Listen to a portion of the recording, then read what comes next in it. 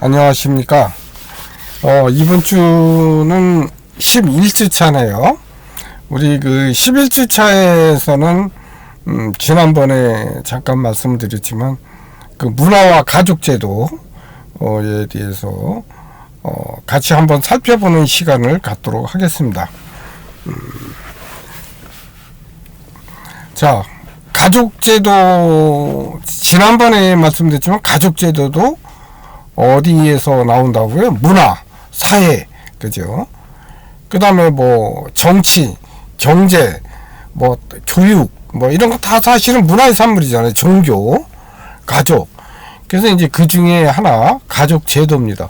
근데 우리가 가족 제도를 말할 때, 결혼이라는 것에 대해서 우리가 또 생각 안 할 수가 없어서, 우리가 결혼 또는 가족 제도 이렇게 같이 했습니다. 이제 가족에 대해서 한번 살펴볼 거고요.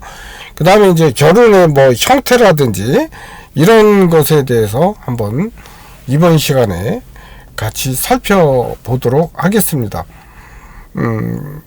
이번 시간에 말씀드리는 건요, 그렇게 이제 가족에 대한 이야기지만 그렇게 어려운 개념은 없어요. 우리가 가족을 이야기할 때,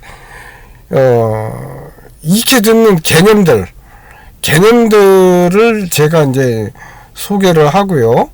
개념들을 익히는 거기 때문에 그렇게 어렵거나 깊이 생각해야 될 그런 것은 없습니다. 이번 시간엔. 다음 시간에는 가족에 대한 이론을 조금 설명할 텐데요. 그 두째 시간에. 그때는 기능주의 이론, 막스 이론, 그 다음에 페미니스트 이론 이렇게 해서 조금 설명을 드리지만, 이번 시간에는 그렇게 어려운 건 없으니까 여러분 마음 편히 개념이 이렇구나 하는 것을 이해하시고 넘어가면 될 것 같습니다. 자, 먼저 몇 시간 제가 시를 하나 소개를 해드리는데, 이번에는 10월의 엽서 이혜인님의 시 중에서, 또 계절이 이제 가을이 다 끝나가긴 하지만 한번 생각해 볼 수 있는 시라서 제가 한번 적어봤습니다. 사랑한다는 말 대신 잘 익은 석류를 쪼개 드릴게요. 좋아한다는 말 대신 단단한 단감 하나 드리고, 기도한다는 말 대신 탱자의 향기를 드릴게요. 푸른 하늘이 담겨서 더욱 투명해진 내 마음, 묵은 단풍에 물들어 더욱 따뜻해진 내 마음, 우표 없이 붙일 테니 알아서 가져가실래요? 서먹했던 이들끼리도 정다운 벗이 들 것만 같은 눈부시게 고운 10월 어느 날. 이혜인님의 시 중에서 제가 하나 골라봤습니다. 그냥 음미하시면 될 것 같습니다.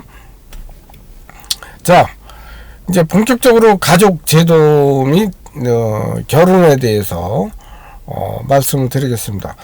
누누이 말씀드리지만 이번 시간에 첫째 시간에 드리는 말씀은 그렇게 어렵고 이런 거는 없어요. 그냥 들으시고 개념적으로 이런 개념이 있고 그 개념에 대한 이해 이런 거 정도만 하시면 크게 문제 없으실 것 같아요.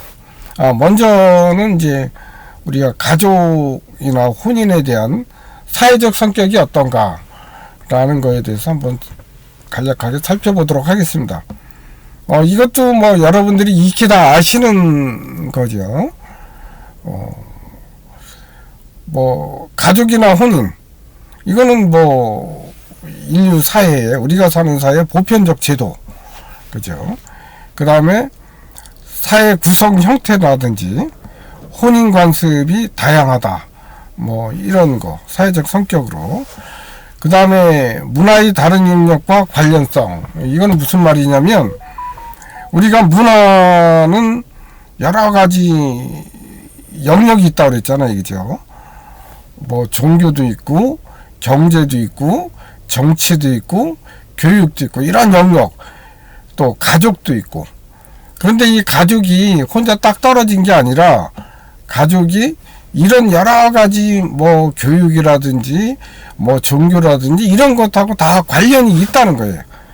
그 이야기를 문화의 다른 영역과 관련성 이렇게 표현하는 거고요. 그 다음에 전체 사회의 유지와 존속의 기능, 이거는 무슨 말이냐면 사회 속에서 가족이 유지와 통합, 존속 이런 기능을 한다는 거예요. 그거를 전체 사회의 유지와 존속의 기능을 한다 이렇게 표현을 하는 겁니다. 자, 요약하면 그거죠. 가족의 사회적 성격은 어떻다고요? 보편적 제도이고 또 다양성을 가지고 있고 그 다음에 다른 영역과의 관련성을 가지고 있고요. 그 다음에 유지와 존속의 기능을 가지고 있다. 이게 이제 사회적 성격이라고 말씀드릴 수 있겠습니다. 자, 그 다음에 이제 가족 이제 한번 볼까요? 울리백이라는 학자는요, 가족에 대해서 자본주의 논리가 스며들지 않은 그런 보호지대가 가족이다 이렇게 얘기를 하고 있습니다. 가족은 이제 사회적으로 보면 어떠냐면 사회의 어떤 체계의 핵심이죠. 핵심 단위라고 볼 수 있죠. 가족이. 그래서 이제 사회의 기본 구성 단위로 보고 있습니다. 그 다음에 신생 구성원, 문화 학습 기회 제공, 이건 무슨 말이냐면 결혼하면 아기가 태어나잖아요, 그죠? 새로운 구성원에 대해서 이제 우리가 학습화, 사회화 이런 기회를 제공하는 데가 이제 가족이다 이렇게 얘기하는 거죠. 그 다음에 아시다시피 가족은 혼인으로 구성되죠, 그죠? 혼인으로 구성된, 물론 뭐 오늘날 가족은 혼인으로 구성이 안 되고 비혈연 입양 가족도 있고 여러 가지 뭐 동거 가족도 있고 여러 가지가 있을 수 있습니다만 우리가 여기서 말하는 것은 이제 우리가 전통적인 가족을 이야기하는 겁니다. 그래서 전통적인 가족은 혼인으로 구성되는 거다 이렇게 표현할 수가 있습니다. 지금 우리가 여기서 지금 이야기하는 개념이나 뭐 사회적 성격 또 가족 이런 이야기들은요, 사실은 이제 우리가 전통적인 그런 가족들을 이야기하는 것이고, 오늘날 포스트 모더니즘, 오늘날 사회에서의 가족의 개념은 또 조금 형태가 많이 변화되어 있죠. 그런 형태입니다. 근데 지금 첫째 시간에 말씀드리는 거는 전형적인, 전통적인 우리가 생각하는 가족, 그동안에 우리가 성장해 왔고 또 우리가 앞으로 지향해 가야 될 이런 것에 대한, 지금 결혼 제도에 대한 그런 이야기를 하는 겁니다.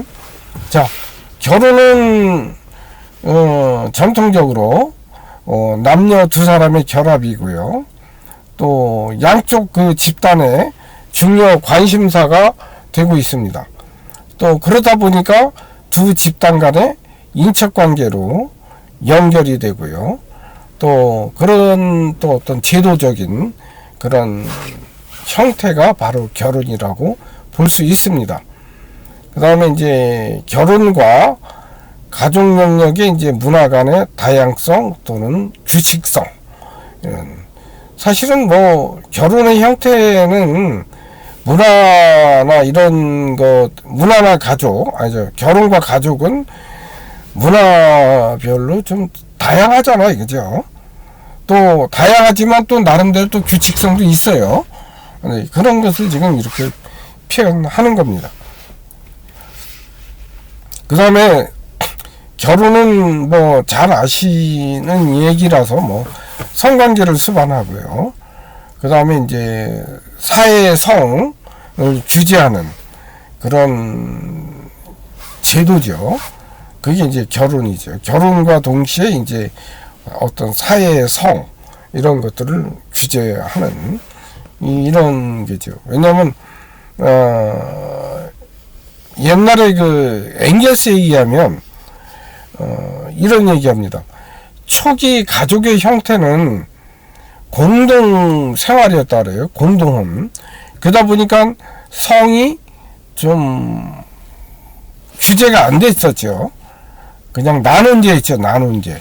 나눈 죄였다가 어느 정도 재산이 불구하니까 그 자기 사유재산 지키기 위해서 일부 일처제로 이렇게 됐다. 이런 식으로 이제 흘러갔다는 게 이제 엥겔스의 가족과 기혼이라는 그런 책에서 그런 이야기를 좀 하고는 있습니다. 뭐 그것도 막스적 관점에서 보는 것이니까요. 자, 그 다음에 성규제 방식을 우리가 한번 보도록 하겠습니다. 우리가 성규제 방식은요, 뭐 여러분 뭐 있는 내용 다 아실 거예요, 그죠? 혼전 성 금지, 그 다음에 이제 결혼한 다음에 혼외 성 금지, 그 다음에 부부간의 성규제 제도, 이런 거 이제 금욕제도 얘기하는 거죠. 결혼했다 그래서 뭐 막 폭력적으로 이렇게 한다든지 이런 거. 그 다음에 이제 근친상간 금지, 요런 규제가 있습니다. 요런 것은 지난 시간에 우리가 레비스토스 얘기하면서 그 슬픈 열대라는 책에서 그런 얘기를 했다고 그랬죠. 그 아프리카 여행기인데 그 서부적 기준에서 보면 되게 미개해 보이는 그런 부족이라 할지라도 그 사람들의 기재에는 무언가 하나는 지키고 있는 게 있더라. 의식 속에. 그게 뭔가 봤더니 근친상간 금기, 인세스트 터부다. 이 얘기를 했었죠. 지난 시간에. 그래서 인류는 뭔가 인류 부족이나 이런 것들은 형성해 가고 구조주의를 이루어가고 이제 이랬더라라는 게 레비스트의 얘기를 제가 잠깐 했습니다. 뭐 길게 말씀드리지는 않았지만, 자, 성규제 방식은 요렇게 우리가 좀 크게 나눠볼 수 있죠. 혼연 성금지, 그 다음에 혼외 성금지, 부부간의 규제, 그 다음에 인세스트 터부, 요런 정도로. 요 위의 세 개는 뭐 시대나 또 사회 문화에 따라서 이렇게 좀 많이 변하고 또 변해가고 있는 게 사실입니다. 근데 이 맨 밑에 근친상간관계는 예전이나 지금이나 계속 좀 지키고 있죠. 사실은 이것 때문에 어때요? 우리 이제 한 민족이 부족이 형성이 되고 가족이 형성이 되는 거죠. 그래서 이런 이야기를 하고 있는 겁니다.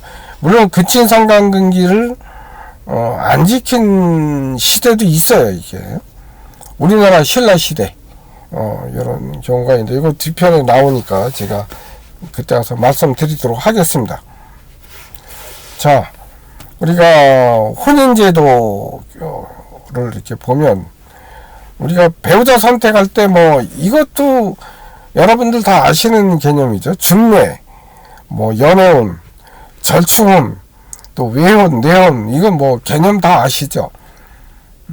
아시는 거라서 제가 뭐 크게 부연 설명드리진 않아도 될 것 같습니다. 중매는 뭐 여러분 잘 아실 거고, 연애는 뭐 둘이 연애해서 결혼하는 거, 절충혼은 중매혼과 연애혼의 중간 형태를 절충혼이라고 그러고, 외혼 내혼은 이제 뭐냐면 그 외혼이라는 거는 오늘날 다 외혼이죠, 그죠? 어떤 친족 집단이나 자기 지역 밖에서 배우자 선택하는 거, 이제 이런 거를 외혼이라고 그러고, 내혼은 이제 뭐 친족 집단 내에서 배우자 선택하는 거. 이제 이거 내혼은 어떻게 보면은 근친상간관계에 조금 가까워질 수가 있어요. 내혼은 이제 인도의 카스트 제도라든지 또 신라의 왕족, 뭐 옛날에 뭐 태종무효랑 또 뭐 김춘추, 김유신, 그 다음에 뭐 진덕여왕, 선덕여왕, 뭐 그 여왕들이 있었죠. 3명. 다 근친상간이거든요. 자기 뭐 부인이 뭐 자기 조카라든지 뭐 이런 식으로 친인척하고 이렇게 다 결혼했던. 신라는 그렇게 해서 이제 왕족이 형성이 됐던 그런 그 부족이었고 그런 나라였고 또 그런 시대였습니다. 뭐 네온이 굉장히 좀 유행하던 그런 시대였어요. 그 다음에 이제 2차적 혼이라는 건 뭐냐면 이제 쉽게 말하면 재혼이에요. 재혼. 한 번 결혼하고 뭐 두 번째, 세 번째 하는 거. 이거를 이제 2차적, 3차적 혼인 이렇게 표현하는데 여기 두 가지가 있어요. 이것도 옛날 얘기인데 오늘날은 뭐 이런 것은 없잖아요. 레비레이트가 있고 소로레이트가 있습니다. 우리가 레비레이트는 이제 쉽게 말하면 형제 계승혼, 또 형제역 영혼, 또 형사 수처제, 뭐 수계혼 이렇게 표현하거든요. 이거는 무슨 말이냐면 이제 같은 형제인데 형이 죽었어요. 먼저. 그러면 그 형수가 남잖아요. 그러면 그 형수를 그 동생이, 남동생이 이렇게 이수하는 겁니다. 이제 수처하는 거죠. 그래서 또 형수하고 같이 사는. 이제 이건 뭐냐면 혼인은 가족 간의 결합이기 때문에 그 가족에서 책임져야 한다. 이제 이런 의도에서 이제 이렇게 했다고 그래요. 그 다음에 소로레이트는 이제 뭐냐면 이게 반대죠. 이제 예를 들면 부인이 사망하잖아요. 그러면 부인의 동생인 처제나 또는 부인의 조카를 부인으로 다시 드릴 수 있는 그런 혼인제도인데 우리나라 조선시대에도 일부 그렇게 했고요. 또 중국의 이인시 제도라는 것을 통해서 이렇게 했다고 합니다. 그래서 소로레이트, 레비레이트 그냥 개념만 그냥 이해하시면 될 것 같습니다. 자, 우리가 그 혼인 형태를 보면요, 이거는 이제 모노가미, 일부 일처제, 또 일부 다처제, 일처 다부제, 뭐 이런 것들이 있는데요.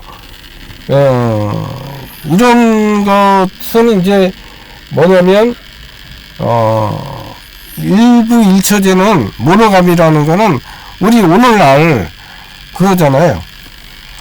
그 일남 일녀, 그죠? 한 남자에 한 여자, 뭐 이런 개념이 이제 모노감이고요. 그 다음에 일부 다처제는 뭔가요? 일부 다처제는 한 남자에 여러 명의 여자를 이제 처로 이렇게 할 수 있는 거, 그런 것을 일부 다처제 이렇게 표현을 하는 겁니다. 그 다음에 이제 1처 다부제는 뭔가요? 1처 다부제는 일부 다처제의 반대겠죠? 부인이 하나에다가 여러 명의 남자를 거느리고 있는 이러한 형태를 이야기합니다. 이것은 이제 대부분의 우리 지금 사회에서는 일부 일처제를 이제 하고 있고요.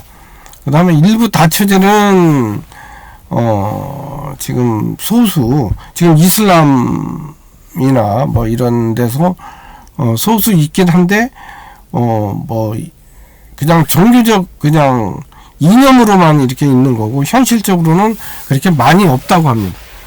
또 현실적으로 또 있는데 사우디나 뭐 이런 데도 있긴 있어요. 그러니까 돈 많은 사람들. 그 다음에 1처 다부제도 뭐 아프리카 어느 부족에 조금 있다고 하는데 이제 많이 이제 없어지고 지금은 일부 1처제 그런 경향으로 가고 있습니다.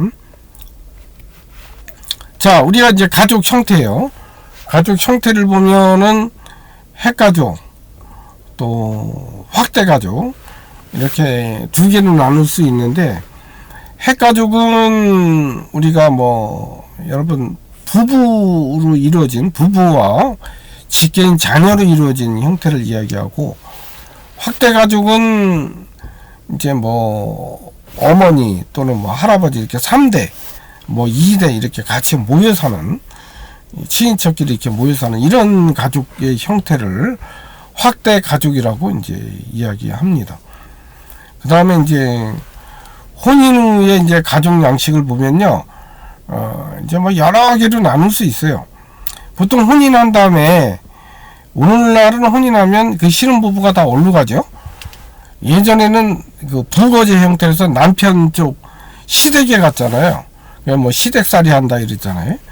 근데 요즘은 뭐 글로 안 가고 그냥 독립해서 전혀 새로운 곳에다 이제 살림을 차리잖아요. 요즘 젊은 부부들은 그걸 이제 신거제라고 그러죠. 그래서 이제 거주율이라는 건 뭐냐면 결혼 후에 어디다가 살림을 차릴 것인지 아니면 이제 시댁 쪽인지 또 친정 쪽인지 뭐 이런 거에 따라서 이제 이렇게 나눌 수가 있습니다. 그래서 이제 어디다 살림 차릴 것인지를 규정하는 거, 거주 규정. 그거를 이제 거주율이라고 이야기하고 있고요. 부거제는 남편 집에서 사는 거를 이야기합니다. 예전에는 거의 이제 이런 형식으로 많이 살았죠. 부거제 형식으로. 이제 모거제는 반대죠. 부인은 이제 어머니 쪽, 친정 쪽에 가서 처가살이하는 그런 관습인데, 뭐 드물게, 예전에는 드물게도 많이 있었어요. 요즘은 뭐 이런 경향이 이제 자유의사에 많이 맡기니까 양거제 형태로 많이 하겠죠. 왜냐하면 이제 남편 쪽이나 부인 쪽이나 이제 어느 쪽이 유리한가, 뭐 집을 좀 이쪽이 좀 주나 안 주나, 뭐 유리한 쪽에 이제 옮겨서 사는 그런 형태를 좀 취하잖아요. 이제 그게 이제 양거제입니다. 외숙거제는 아들이 혼인하면 이제 그 외삼촌 댁에 가서 이렇게 일정 기간 살게 하는 거, 이거를 외석구제라고, 외숙구제, 거제 이렇게 한다고 합니다. 신거제는 뭐 제가 얘기했듯이 오늘날 많이 이제 하죠. 결혼하면 그냥 따로 전세를 얻든지 월세를 얻어서 그냥 나가서 사는 거죠. 둘이. 이제 그런 것을 신거제 이렇게 표현합니다. 자, 제가 지금 이 개념 설명을 쭉 하고 있는데요. 이 개념 설명이 뭐 크게 어렵거나 뭐 이런 거는 없잖아요. 그죠? 핵가족, 뭐 확대가족, 거주율, 뭐 부거제, 모거제, 양거제, 뭐 신거제, 뭐 이런 식으로 쭉 제가 설명드린 게 그렇게 뭐 어렵고 뭐 이런 건 없죠. 그래서 뭐 제가 따로 부연 설명 안 드리고요.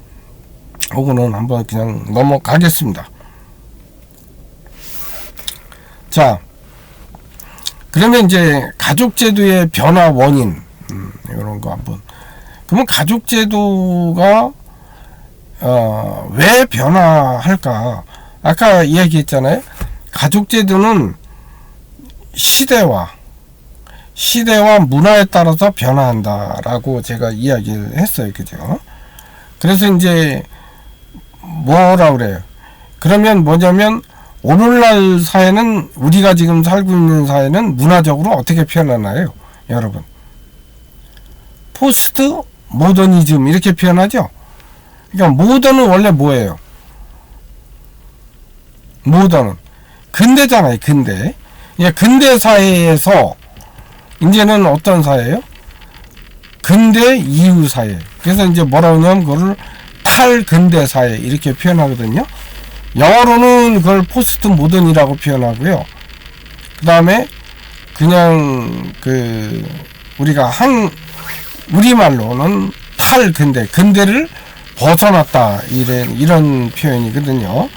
근데 원래는 그러면 탈근대라는 게 도대체 뭔데요? 포스트 모던이 뭔데요?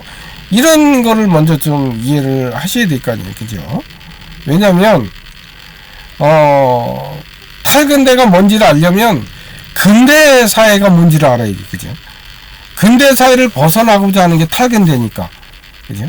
근데 근대 사회의 특징을 보면요. 우리 서구의 근대 사회의 특징을 보면 그 근대 사회는 좀 형이상학적 세계관에 많이 젖어 있었고요. 또 종교적 관념, 그 다음에 형이상학적 세계관을 바탕으로 한 정치적, 경제적 그런 이데올로기를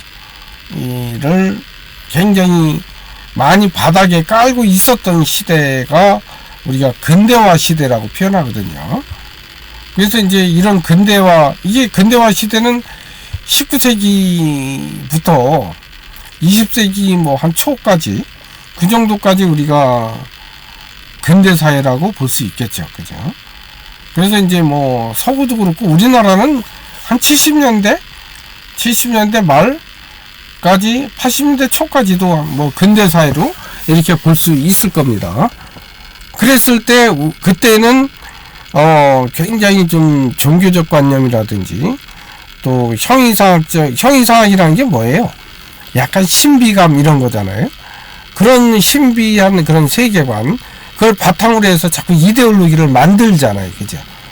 우리나라는 어떤 게 있었나요? 80년대 초반 막 이럴 때 보통 이제 3S라고 여러분 들으셨는지 모르겠는데 3S라고 이제 한참 그런 것들이 많이 유행이 됐었어요. 이게 무슨 말이냐? 3S는 그 스포츠, 섹스, 스크린, 이제 국민들을 그쪽에다 다 이제 관심 갖게 막 몰아넣는 거예요. 방송이나 막 이런 매체를 통해서. 이게 우리나라 스포츠가 막 이렇게 횡행하게 된 것도 사실은 80년대예요. 80년대에 막 그냥 뭐 프로구단을 만들고 프로축구를 만들고 막 이래서 막 국민들이 열광하게 했죠.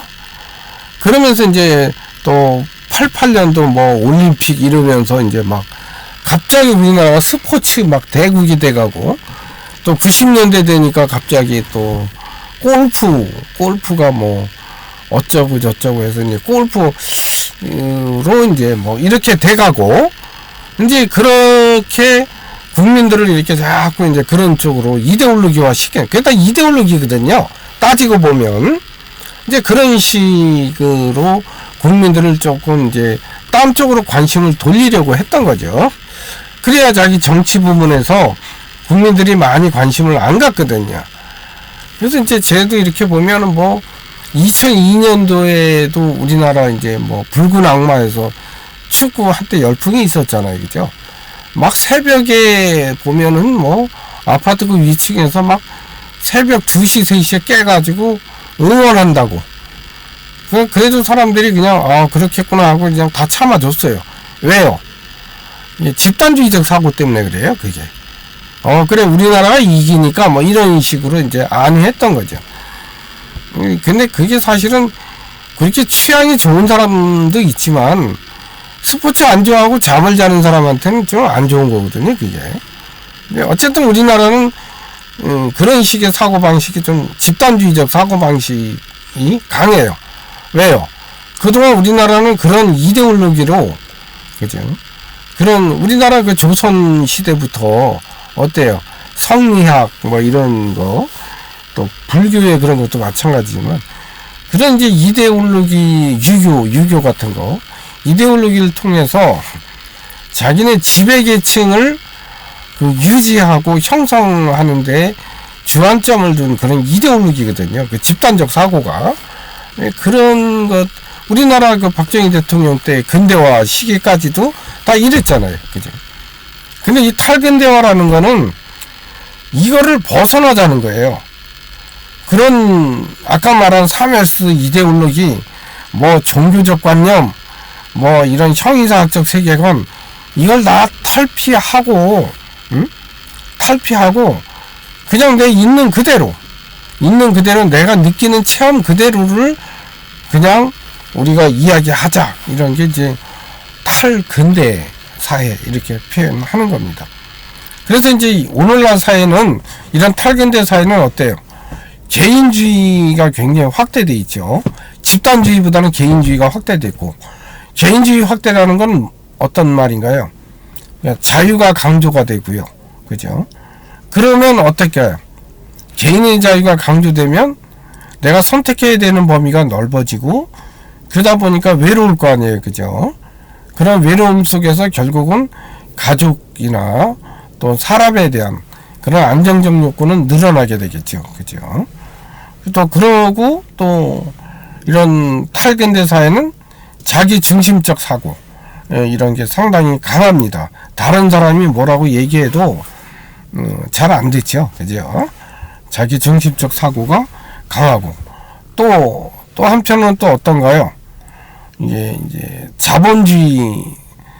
저변 사회가 이제 되게 확대되는 거죠. 그러면서 이제 성적 자유로움, 또 개방성 이런 것이 증가하고요. 또 돈에 대한 그런 중요성이 굉장히 증가합니다.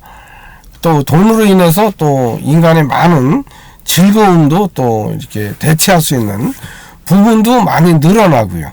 자, 이런 것들이 이제 탈근대 사회의 특징입니다. 그럼 탈근대 사회의 특징이 개인주의 확대라든지 자기중심적 사고라든지 또 아까 얘기한 대로 이데올로기의 탈피라든지 또 자본주의 저변이 사회가 확대된다든지 이렇게 됨으로 인해서 이제 돈의 중요성이 증가되죠. 이렇게 되면 가족이 어떻게 변하게 됐어요? 가족은 이쪽에 뭔가 맞게끔 이런 문화적 형성에 맞게끔 뭔가 형성이 되잖아요. 그게 이제 핵가족화이고요. 또 여기서 조금 더 이제 개인주의나 자기중심적 사고가 이제 확대된 그런 가족 형태는 아까 얘기한 대로 뭐 동거 가족도 있고요. 또 동성 가족도 있잖아요. 퀴어, 그죠? 동성애 가족도 있고, 또 입양 가족도 있고, 이렇게 이제 있을 수가 있습니다. 그러나 우리가 제도적으로 이렇게 볼 때는 이게 탈근대 사회에서는 핵가족화가 이제 일반화되어 있다. 이렇게 보는 거죠. 그러나 그거는 이제 일반화되어 있는 어떤 제도적 관점의 얘기고, 또 그 외에서도 아까 말한 이제 동성애 가족, 또 아까 말한 입양 가족 이런 여러 가지 형태의 가족이 또 나타날 수 있습니다. 그냥 왜 핵가족만 나타나요? 아니잖아요. 맞죠. 핵가족만 나타나는 거 아니에요. 사실은 여러 가지가 나타날 수 있지만 핵가족이 이제 제도화돼서 이렇게 나타나. 왜냐하면 이게 돈이나 이런 거 이제 이런 거를 자꾸 이제 강조하다 보니까 이제 뭔가 나가서 돈을 벌어야 되잖아요. 그러려면 어때? 요즘 도시화되고 이러니까 또 이렇게 핵가족 좀 나가서 둘이 그냥 나가서 맞벌이 하는 거예요. 돈 벌고 그래서 자녀 키우고 이런 형태로 가장 좀 적합한 게 핵가족이다 라는 이야기죠. 자, 이제 제가 가족에 대한 개념이나 이런 설명은 이제 어느 정도 이제 제가 마쳤고요. 이제 여러분들 가족에 대해서 이제 한번 생각해 볼, 자기 나름대로 한번 생각해 보시면 돼요. 나에게 가족은 어떤 의미를 가지고 있지? 가족은 나에게 무엇이지? 라는 생각을 여러분 한번 해 보시기 바랍니다. 여러분 나름대로. 그래서 제가 질문 하나 드릴게요. 나에게 가족은 어떤 의미인가를 딱 요약해서 한 3줄 정도만 적어 보세요. 그래야 여러분이 가족에 대해서 한번 뭔가 생각해 볼 수 있는, 지금 여러분 가족, 지금 여러분 이제 어머니 아버지 있잖아요. 할아버지 할머니가 계신 그런 가족도 있을 거고, 여러분 지금 현재의 가족에 대해서 나에게 여러분의 가족은 어떤 의미인가? 아니 나 별로 의미 없어. 이래도 좋고요. 이렇게 한번 적어 보세요. 나의 가족은 어떤 의미를 부여해 줬는가?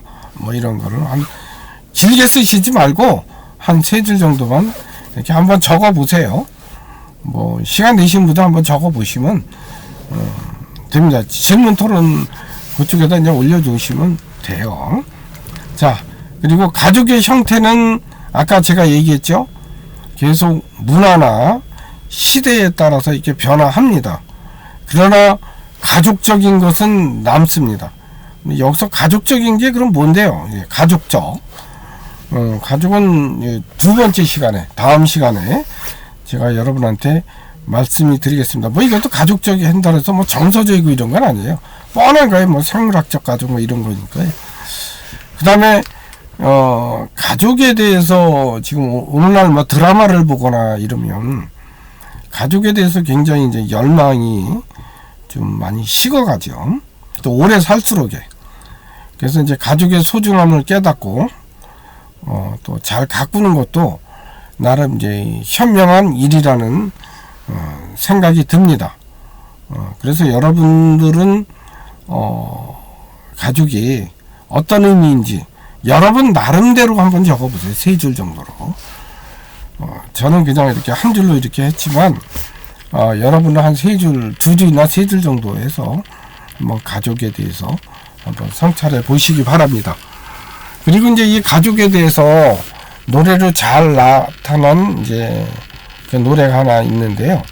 제가 그냥 노래는 제가 틀어드리면 좋은데 여기 또 저작권 문제가 좀 있어요. 그래서 제가 틀어드리지 못하고 그냥 제가 그냥 소개만 해드리겠습니다. 소개해드리면 여러분이 그냥 인터넷 유튜브나 이런 데서 한번 치면 바로 나올 겁니다. 리아킴의 위대한 약속이라는 노래인데요. 그 위대한 약속이라는 그런 노래, 노래도 노래지만 뭐 노래 가사가 굉장히 뭔가 생각해줘요. 가족에 대해서. 예, 또 이렇게 그거 틀면은 거기 가사가 이렇게 나와요. 그 밑에. 그래서 가사를 한번 음미해 보시기 바랍니다. 자, 제가 이 시간 요거로 마치고요. 다음 시간에, 둘째 시간에, 다시 뵙도록 하겠습니다. 여러분 수고 많이 하셨습니다. 둘째 시간에 뵐게요.